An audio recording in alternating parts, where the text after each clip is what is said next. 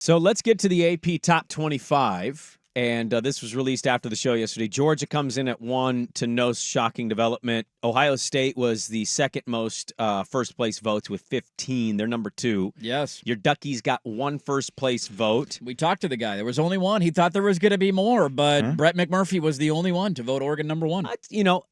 Nobody's given us a chance. Yeah, okay. No, but only one person? Look at that. You're ranked number Underdog, 3. You're ranked ahead of Texas, who was in the playoff. You're ranked ahead of Bama, who was in the playoff. I don't see Washington even on this list. They were in the playoff. Oh, there's Michigan, the national champions. They're number 9. Washington. Maybe you shouldn't lose your head coach. Hold on to your head coach. You'll be a top 3 team in the country. Try that.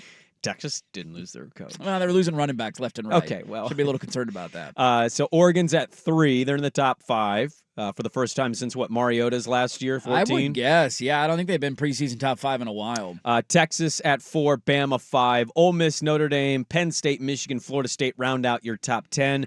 Whittingham is at 12. Clemson, who you have at 19 for our ticker today, they're at 14. You had Tennessee at 20. They are 15th. You go down the list. Mario's at 19 in Miami. Brennan in Arizona are at 21. The Jayhawks are at 22, so we're pretty close to being right on that one. SC 23, and Iowa, who you didn't have, is number 25. We have standards at the Dirty Poll that evidently AP voters don't have, and that's score an offensive touchdown. I may have said this to you before in past shows, but if I was you and this was if Phil was a beaver, not a duck. Yeah. I still don't think this would be normal in my mind, that my team is thought of and looked at this way. To that level? To this level, yeah. I wouldn't be shocked by it, but it'd still be like, oh, it's great to see that logo. I don't see my logo here. Yeah. And so it's got to just, you see it, you know it's going to happen.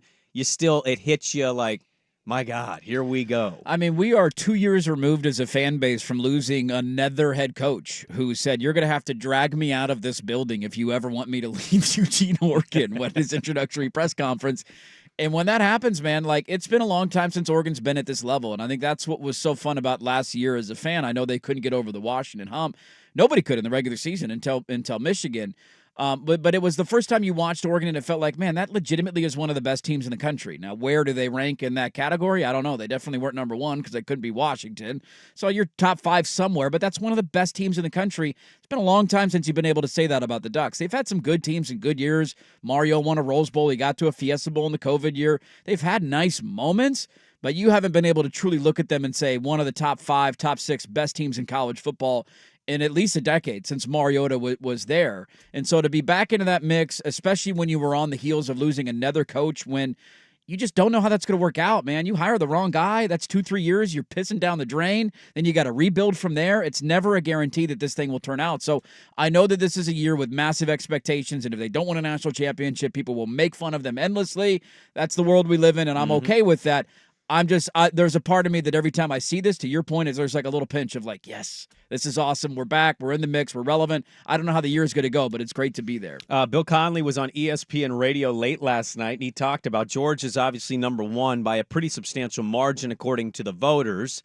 And Bill Connelly talked about which conference is going to challenge him the most. He thinks it's the Big Ten. Here was Bill Connelly on ESPN Radio. I think, Michigan belongs in the same department as Alabama in a lot of ways, just in terms of, obviously they were the best team in the country last year, but, one returning starter on offense, just a complete restart there, and a tricky situation to try to follow. So I think their upside is going to be pretty close to what it was in previous years. They just have so many pieces to replace that makes them a pretty big wild card. And I do think, we say this every year, I realize, but Penn State's not that far off. They've been not that far off for a while. They've never quite made up the ground on Ohio State like they were, like it seemed like they might at one point.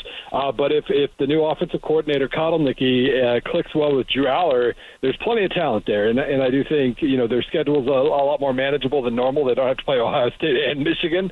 So their opportunity for success, I think, is pretty high, too. So he thinks Michigan, Penn State might be challenging Ohio State, Oregon in the Big Ten, who a lot of people think if it's going to be a conference to win the title, I think most people would probably pick the Big Ten if they were gambling on it.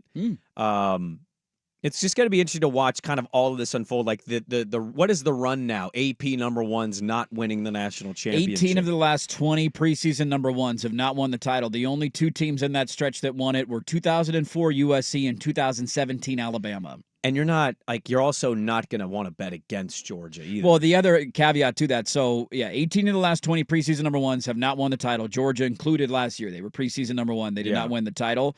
Then you add this caveat on top. Since 2004, the national champion has come from the preseason AP poll top 7 every year other than twice. That was Florida State in 2013. They started number 11, so just outside that top 7. And Auburn, who beat Oregon in 2010, started at number 22. So in the last 20 years, you've only had twice where a team outside of the preseason top 7 has won a national title. Is that Auburn team the lowest ranked team to go on and win the title in this regard? I would be TCU willing to bet that. Since the BCS To era? win it. Teams have gotten Probably. there. Yeah, Yes. yeah. To get TCU there. came out of nowhere to get there, and then they got obliterated. But I think that TCU team was preseason ranked. I just maybe they were. I don't remember I'll go that. back and look. But I mean, it just tells you. So I mean, history will tell you that the national champion likely won't be number one Georgia if that trend continues. But Correct. it will fall somewhere in the Ohio State, Oregon, Texas, Alabama, Ole Miss, or Notre Dame category. So you don't think so? So history says 7 and up. History says you have to You be in don't the think top 10 and 7, but you want to be number one. That's the weird thing. So you really want to be 2 through 7, historically speaking, if you want to be the national champion. But remember, these rankings don't count.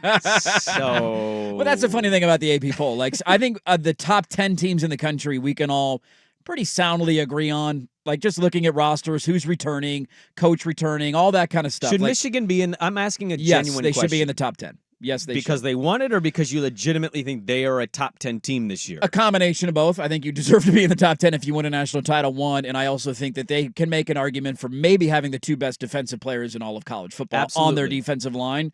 And that's going to go a long ways in the Big Ten. And so will Michigan win another national title? I wouldn't gamble on it.